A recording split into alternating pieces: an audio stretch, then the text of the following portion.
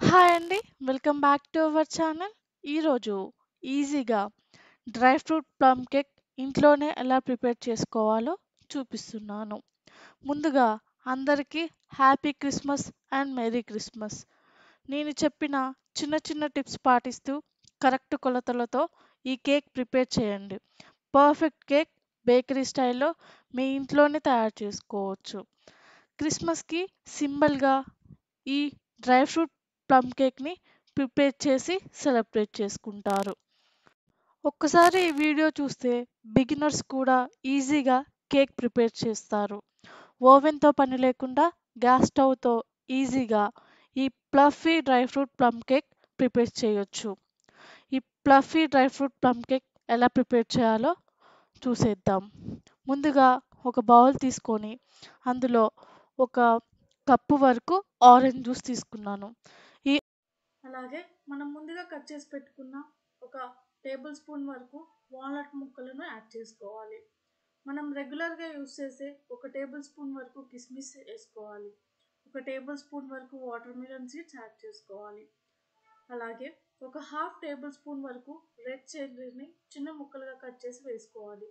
ఒక table spoon వరకు బాదం పలుకులు, ఒక టేబుల్ స్పూన్ వరకు జీడిపప్పు పలుకులు వేసుకోవాలి.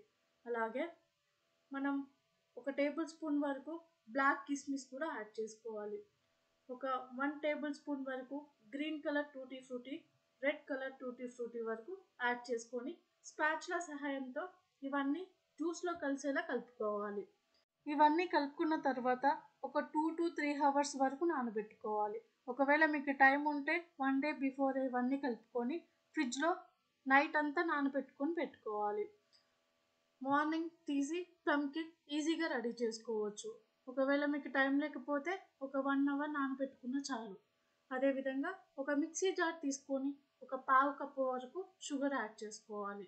షుగర్ యాడ్ చేసుకున్న తర్వాత ఇందులో కొంచెం ఒక చిన్న ముక్క దాల్చిన చెక్క, అలాగే ఒక చిన్న ముక్క జాజికాయ ముక్క, 2 లవంగాలు, ఒక యాలకులు కచాపచాగా దంచుకొని ఇందులో మిక్స్ చేసుకోవాలి. ఇవి యాడ్ చేసుకున్న తర్వాత ఒక పావు కప్పు వరకు పెరుగు యాడ్ చేసుకోవాలి.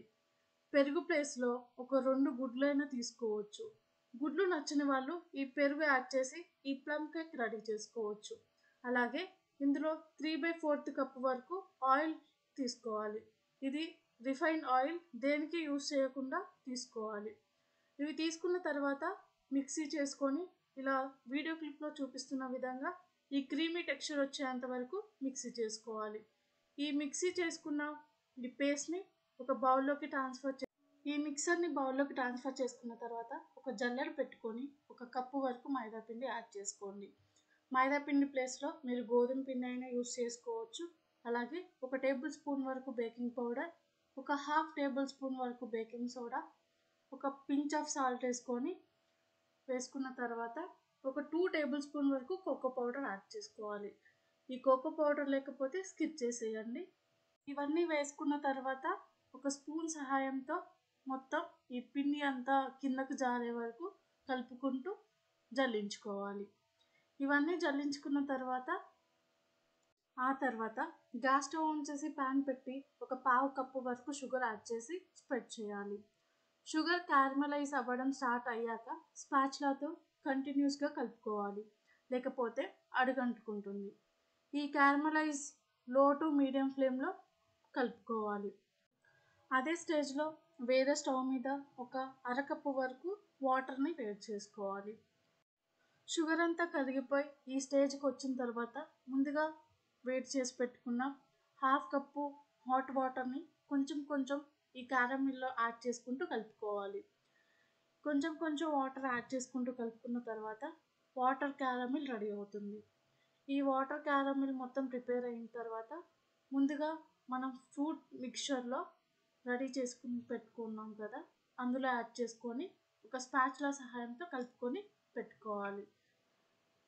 అలాగే మనం ఒక బౌల్లో ముందుగా మైదా పిండి, షుగర్, ఆయిల్ మిశ్రమాన్ని యాడ్ చేసి పెట్టుకున్నాం కదా, దాన్ని ఒక స్పాచులా సహాయంతో మొత్తం కలిసేలా ఒకే డైరెక్షన్లో కలుపుకోవాలి. స్పాచులా సహాయంతో నెమ్మదిగా కలుపుకుంటూ ముందుగా మనం ప్రిపేర్ చేసి పెట్టుకున్న ఫ్రూట్ మిక్చర్ని కూడా యాడ్ చేసుకోవాలి.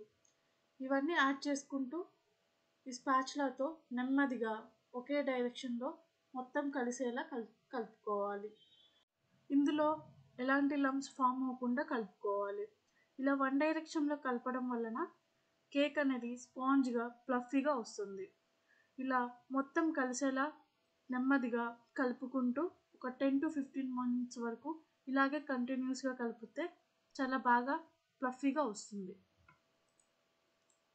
ఈ కేక్ మిక్చర్ రెడీ అయిన తర్వాత ముందుగానే మనం బేకింగ్ ట్రే తీసుకొని దానికి ఆయిల్ అప్లై చేసి బటర్ పేపర్ పెట్టుకొని ముందుగా మనం కలిపి పెట్టుకున్న బేకింగ్ మిశ్రమాన్ని ఇందులో యాడ్ చేసుకోవాలి. ఈ మిశ్రమం అంతా ఇందులో యాడ్ చేసుకున్న తర్వాత డ్రై ఫ్రూట్స్తో డెకరేట్ చేసుకోవాలి. మీకు ఇంట్లో అవైలబుల్గా ఉన్న డ్రై ఫ్రూట్స్తో డెకరేట్ చేయండి.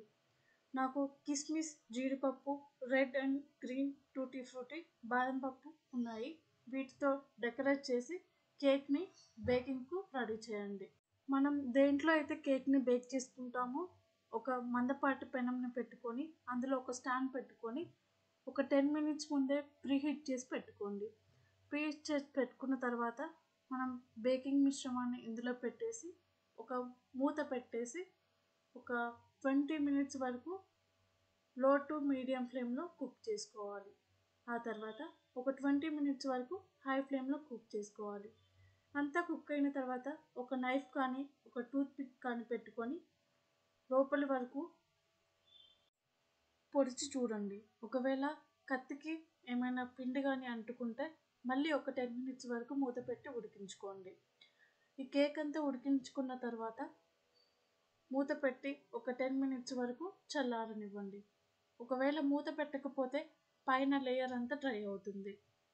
చల్లారిన తర్వాత మూత తీసేసి ఒక సర్వింగ్ బౌల్లోకి సర్వ్ చేసుకొని దానిపైన బటర్ పేపర్ తీసేసి కేక్ని కట్ చేసి ఈ క్రిస్మస్ను మీ ఫ్యామిలీ మెంబర్తో సెలబ్రేట్ చేసుకోండి.